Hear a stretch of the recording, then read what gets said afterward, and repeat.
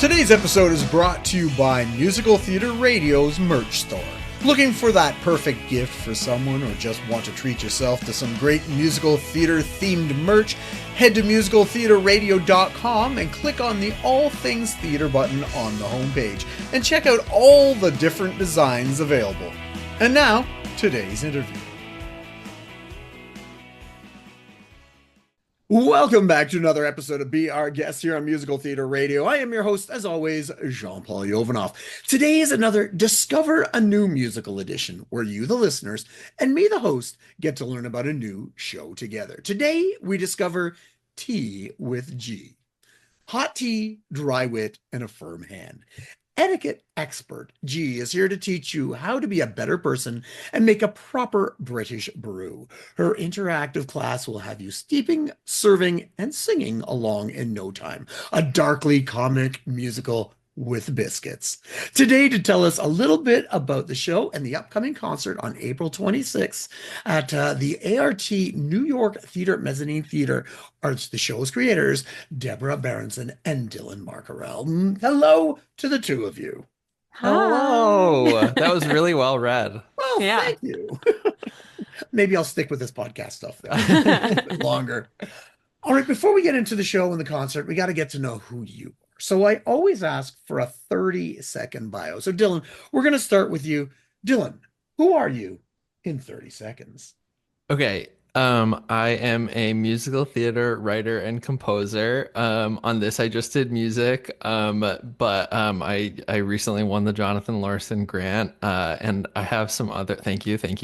I have some other shows. My show Pop Off Michelangelo is opening in London in May. Really excited. Off West End Run. And I have this other show that I did the music for called Lewis Loves Clark, which we recently spoke about on this very program. And yeah, super stoked for Tea with G. Sweet. All right, Deborah, 30 seconds. Who are you? Okay, I am a British American writer and performer. And in musical theater, I write book and lyrics, and I perform anything that I decide I want to perform, and people allow me to. I've been told I'm pretty funny. I hope that's true. We'll find out today during this conversation. And yeah, Tea with G is a project that has its origins. I mean, no, we can talk about this later. This, who I am. What else? I love animals. I have 2 cats and a dog. And I have been living in New York for over a decade, but it feels weird to say I'm a New Yorker when I very clearly, distinctly have an international accent. Hey, we've got the globe here. We got the US, we got Britain, and we Yeah. got Canada. So we're all good. We're all good. Okay. So I'm always curious when I'm talking to the guests, were you always into musical theater growing up? Or was that something you discovered a little bit later in life? I don't know who wants to start. All Oh, right, I just Dylan raised, pointed to Dylan raised his Deborah. hand. I know. We pointed at each other. That's all. I Okay, I'll thought go you first. raised your hand, so I pointed to you. Go for it, Dylan. Musical theater is, I was a little late to the game, but I loved movie musicals when I was a kid. So like I got to see Moulin Rouge maybe a little bit too young, and I kind of fell in love with Ewan McGregor. And then I got Rent, with an iTunes gift card, Phantom of the Opera. So that was definitely, that was my way in. And Yeah, yourself. I was trained as a singer, so I growing up in the UK, I was trained in like more classical vocal training. So I learned some songs from musicals, but it was always like one song in a repertoire that was all like, foreign language and opera and all kinds of stuff. And then there'd be like one musical theater song. So I feel like the first musical theater songs that I were exposed to were things from West Side Story Or and like Sondheim Candide, is songs. that one? That wasn't one that I did. I did Oh, somewhere from West Side Story was one I had oh, to do love for that. an exam performance. But I had this phenomenal music teacher in my primary school who just saw something in me and really prioritized giving me a musical education and giving me every performance opportunity she could. And then I went to the theater with my family, but I don't think I really like understood that musical theater was its own animal until I was in secondary school. And my school did musicals every year. And so that was where I got to like, we did Chorus Line, we did Grease, we did City of Angels, and then Little Shop of Horrors. And that was where I was like, oh, this is the place that allows me to do all of the things that I love doing. Awesome. So now that we know you, let's get to know the show. So, T with G, tell us. I gave a little bit of a synopsis, but not a deep one. But give us a little bit about synopsis and then the reasoning, the impetus for writing the show in the first place. I'm gonna ask Dylan to try first if he's willing, because Really? I'm so deep in the weeds with it that I'm scared I'll not be able to do a succinct like description of it. And I'll do the why, but if you want to talk about like the what first. The what is a tea etiquette class that goes very, very wrong. And I think we keep it there because Okay. the story the why is interesting. Okay, well, let's start with Yeah. that. Um, I she the character is really the why, I think, at the core of it.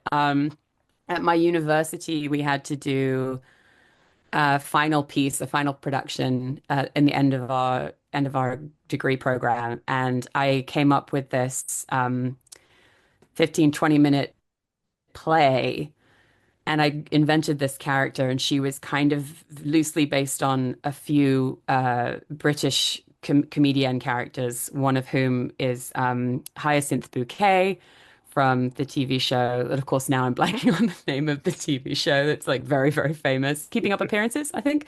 Um, and then this British comedian, Joyce Grenfell from the 1970s, who did a ton of radio plays and comedy for the BBC. And so I just started doing this voice that made me Do a really little. happy. Uh, Literally, do it. she's very pompous and she's very rude, but she does it in such a pleasant way that even though she's calling you a dumbass, she don't, you don't really understand that it's offensive. Um, and so I just Yay. came up with this, I love her, like, perform. I came up with this like 20 to 15, 20 minute play in that character where she's gardening, but there's something else going on underneath the surface of what she's actually doing that it was so much fun being her. And then all of the faculty members afterwards were coming up to me and they were like, why didn't you make a musical? Like you're a singer. Why wouldn't you make this into a musical? And I was like, I don't know how to write songs.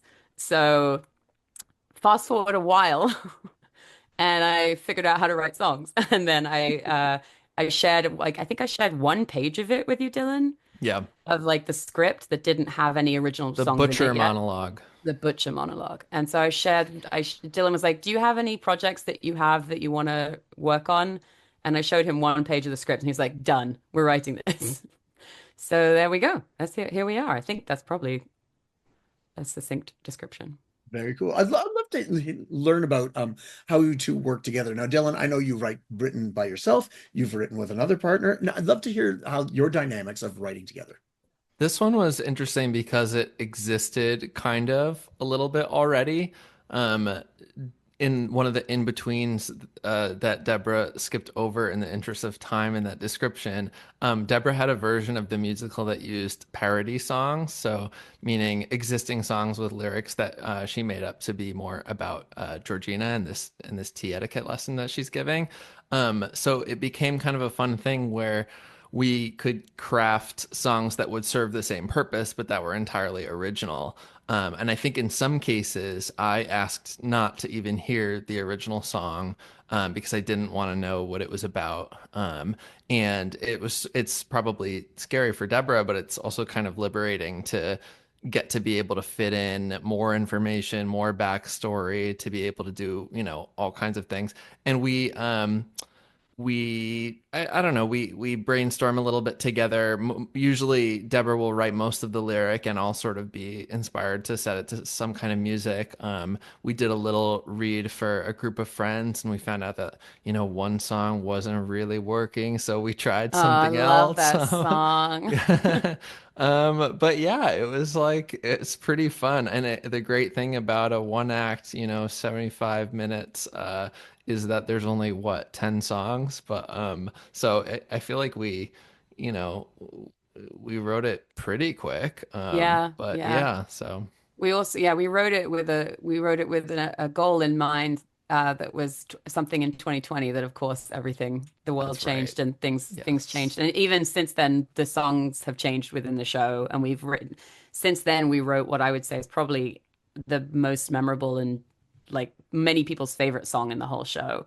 Happened after that, that goal that we had planned for didn't end up going ahead. So it worked out nicely. I think Dylan probably said everything. Yeah, I mean, there were definitely like challenges of having a version of it that already existed was a blessing and a curse because it meant that there were songs in place that I didn't want to use because I was like, these aren't original. They're serving a purpose, but they aren't. But there are rights issues attached to using existing songs, even, and I worried about that even with parody.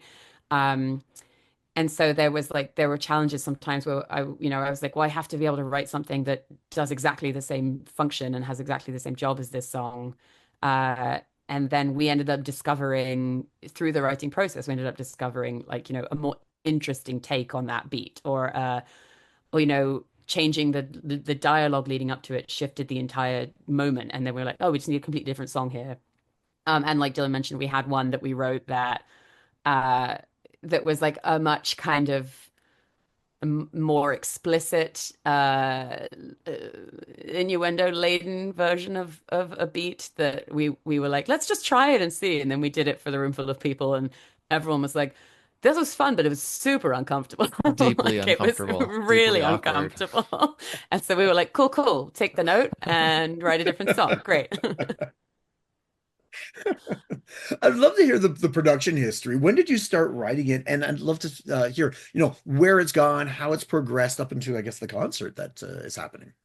Yeah, well, actually, it's not even a concert. It's like a real performance of it. We're Oh. doing like a legit performance of it, but just with very little time. So it's gonna be it's I think that actually serves the kind of tone of the show really well because the kind of concept of the show is this etiquette class that Georgina's putting on that she's teaching.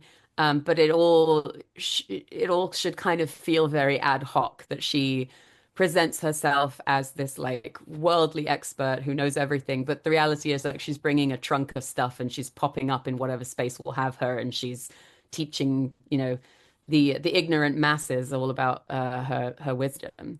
Um, the origin, I guess. So yeah, the character began in my final year of university, which I don't want to give any official dates because I don't want to age myself, but a while ago, when I had yet to be weathered by life, and I was so young and optimistic, and then when I was relatively new to New York.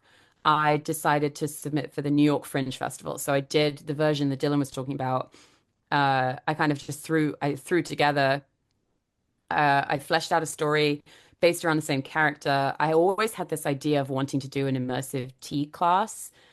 Um, and I think we both dream of like a really, really well-produced version of it where the audience are taking tea at tables with me, one day. But yeah, so I always had that vision for it. And then of course with it being the Fringe, I had to just keep paring it down and pulling it back to be something that could pop up. And then I could throw everything in a suitcase and leave, right afterwards so the next show could come in. And so I did that run at the Fringe when I was relatively new to the city. And then I was like really just kind of unsure about what to do with it. I tried a couple more experimental versions of it, like as a one-off performance. It's like I did something at the Duplex, I remember. Um, and then I really just, yeah, I kind of hit a wall because the feedback I kept getting was if you want this to have a life, it needs to have original songs. And I didn't know how to do that yet. And I felt very out of my depth. And then very wonderfully, I was doing a cabaret performance because that's my background is like, as a performer, I would do a lot of cabaret. And I was doing a cabaret performance and a wonderful musical theater writer named Joe Kinosian was attending, and he came up to me afterwards, or he wrote to me or something. And he was like, he was very complimentary about me as a performer and my parody lyrics. And he's like, you should be in BMI. I don't know if you've applied, but you should be in BMI workshop. And I was like, eh. So I eventually I applied to and got into the BMI workshop, and that was where Dylan and I met each other.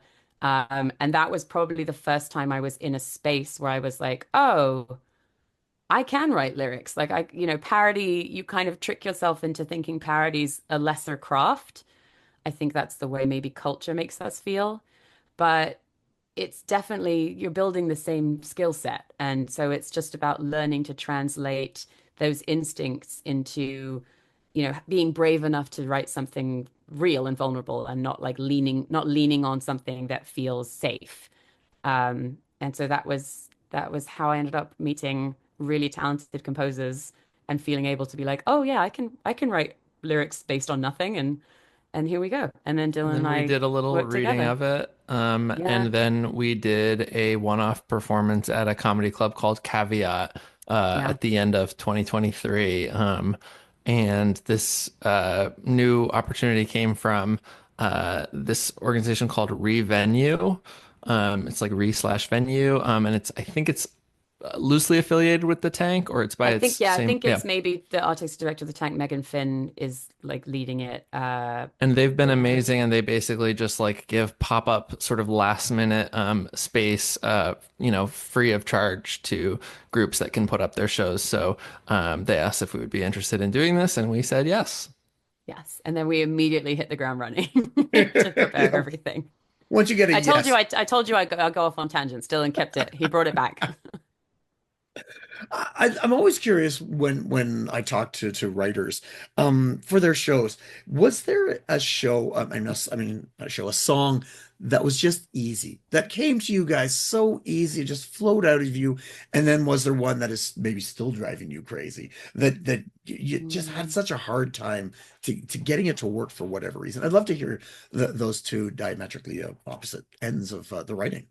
I feel like I know what both are. Deborah, do Go you for it. No, you go want for my? it. Go, go. Okay, so I think the easy one was put it in a box. Once we decided what it was about, I feel like you just wrote it right away. And it's Yeah. basically Georgina's motto is when you have any kind of difficult feeling, you just put it in a box. Yep. And she's Lock it sort up of tight. gleefully, yeah, singing about all of her trauma and the pianist.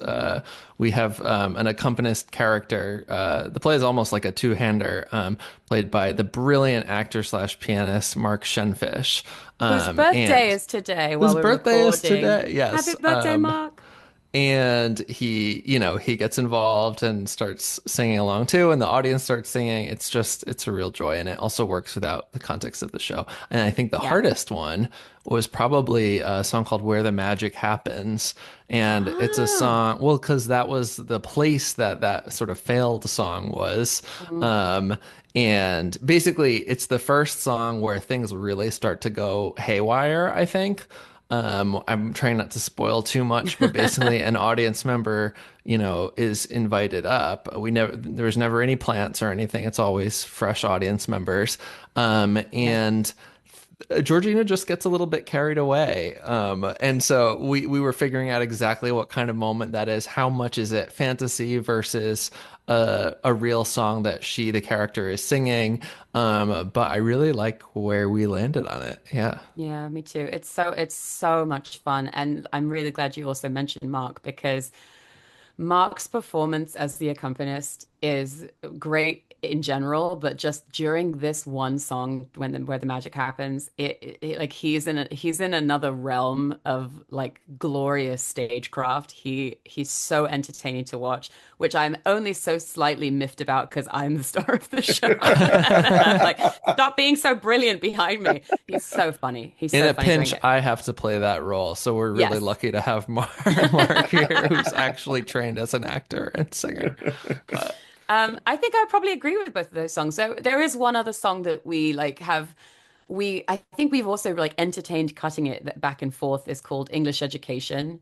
And then when we did a reading, we just got loads of positive feedback about it. People were like, "Oh, I really like that song. I really like the tonal shift there." And we were like, "Oh, okay, we'll keep it." Um, but yeah, just figuring out like the work each song needs to do, and then making sure it's actually achieving that. I think that's the biggest challenge in musical theatre, which you don't have to worry about with pop songs because they can just sit in a moment for 5 minutes and enjoy it.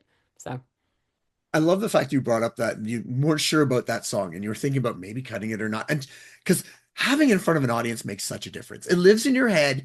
You think it to yourselves and you think or does or doesn't work, but that audience makes such a difference in Totally. Yeah. the end of how Especially they with this react. show, that's probably been like the biggest challenge with developing this show is, and Dylan kind of alluded to this, but like I think we've said it, it is immersive, but like that's I don't know if we've hit upon like quite how key that is to the show because there's no fourth wall. Like she's interacting with people the entire time from the very, very opening number through to the end. And the audience kind of unintentionally become a catalyst for things going wrong. So it's like this you've got the dynamic between her and her accompanist, who does have a name, but she doesn't like to she doesn't like to give him any of the spotlight.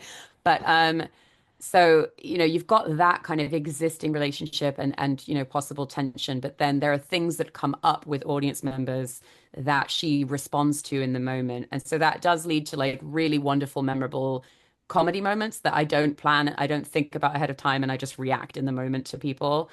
It also works when stuff goes wrong. I have to react in the moment to that as well, which happened at Caveat. But yeah, it's the immersive aspect of it is so key because we'll have things on the page that we really aren't sure if they're going to work. And we've heard the joke 1,000 times and we're like, this isn't funny. And then, a person who doesn't know anything about the show will hear it and lose their minds. And we're like, oh, okay, this is worth it. Like we should keep sticking with this idea. Did you write it in the first place knowing you were going to be interactive with the audience, or was that something you discovered after you'd written it and went, maybe I go in this direction?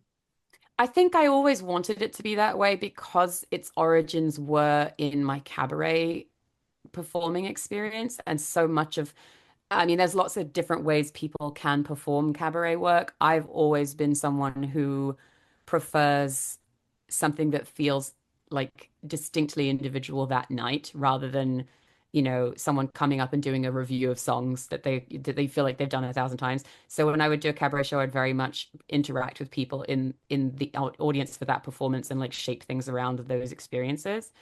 So I always kind of wanted it to be interactive, and then it was just like dealing with the realities of what that means because she has to bring someone up on stage with her. And sometimes people don't want to come up on stage or people don't want to answer a question when you ask them face to face. So we tend to say like if we know anyone coming, we'll be like, if you don't want to be interacted with, sit at the back. Like don't put yourself in a prime position to be interacted with. But as Dylan said, like no one is a plant.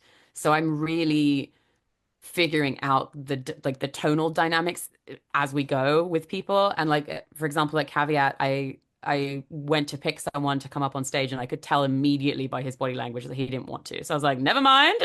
Had to like And find the someone audience else. just eats it up. You could say Yeah. any like they just absolutely are so on your team. Yeah. Yeah. Well, congratulations to the both of you on getting Thank this you. on its feet and getting it in the audience and writing it in the first place. It sounds wonderful. It sounds so funny, and I wish I'd be able to get down there and see it.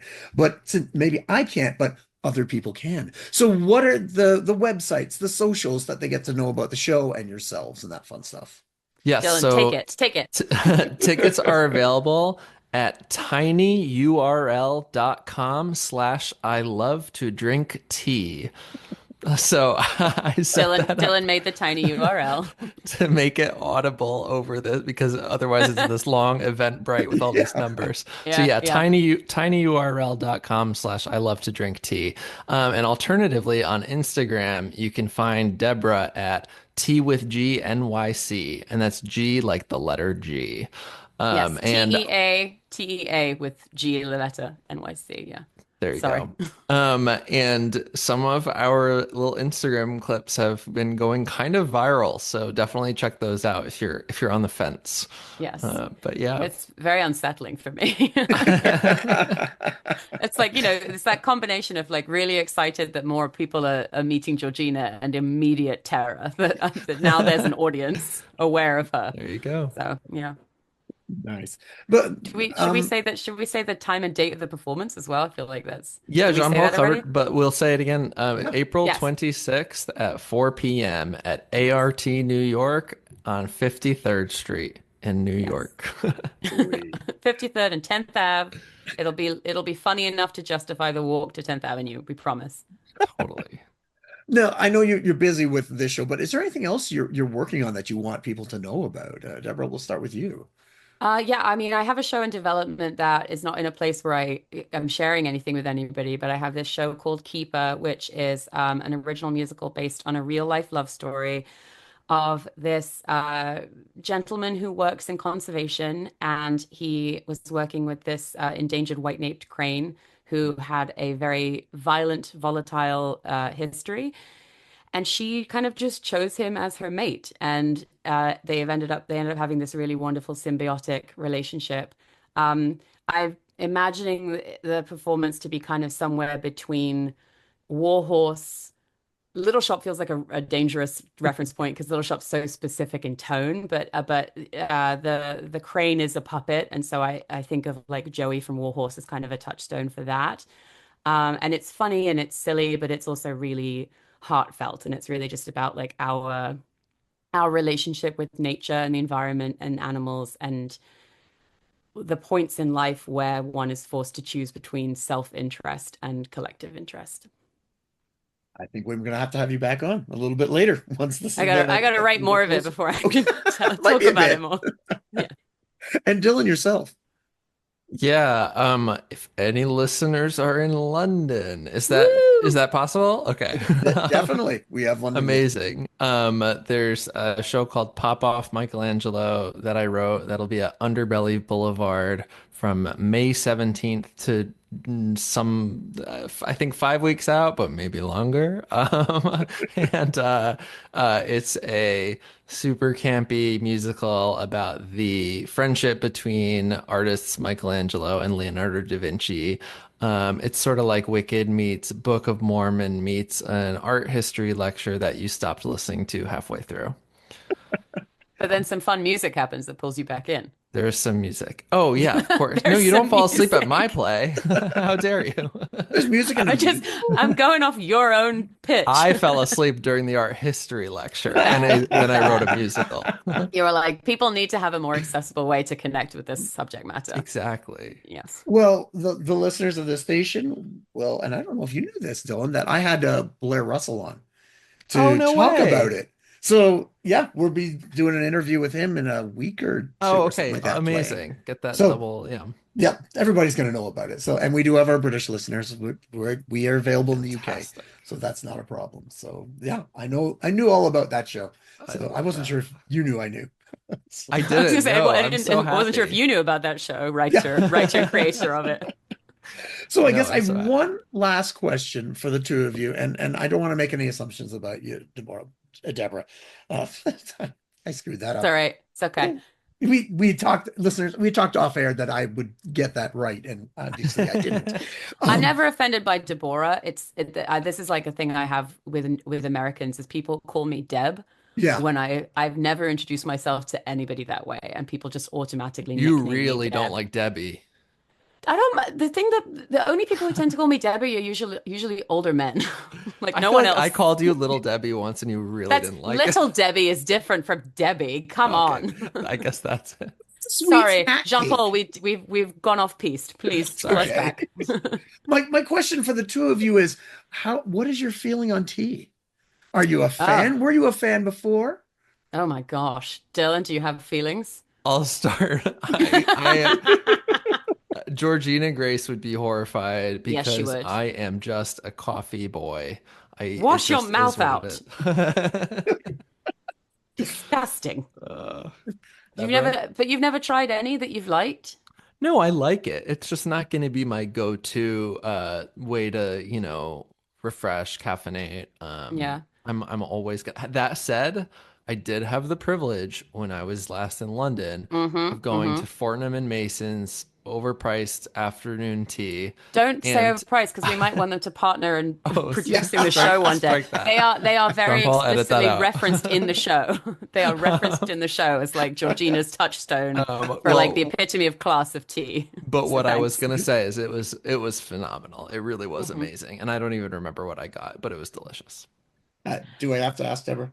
Well, I'm obviously from England, so was raised on tea and nothing else. I've actually never drunk coffee, and I've never wanted to. So I'm very much tea girl through and through. A classic, of course, for me is an Earl Grey or a Darjeeling, Mm, um, which is Earl Grey is the tea of the show that Georgina teaches people how to brew. yeah. And I'm also a really big fan of a herbal, as I would pronounce it, a herbal tea with no caffeine.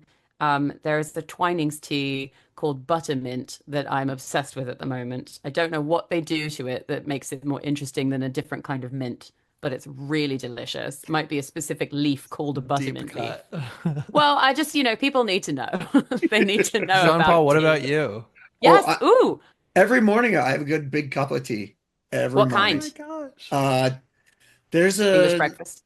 no, I'm just an orange pico. I like. There's Ooh. a specific brand from India that I love. I Mm, can't even remember what it is, but I have that every morning. And yeah, nice. I've only had coffee by accident because I thought it was a tea. Somebody gave me Yeah. a cup, and Wow. I went, You're nope. like vom, disgusting. Yeah, Uh, exactly.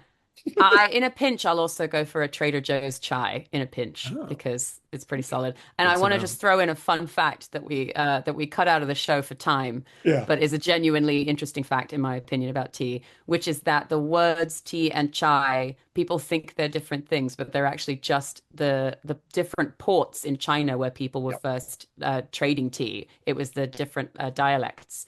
Yeah. So if anyone drinks chai and didn't know that that word is the same word as tea, fun fact. There you go. Dylan, you The should have show's played a the fun lot facts more theme. interesting than that. Oh, stop!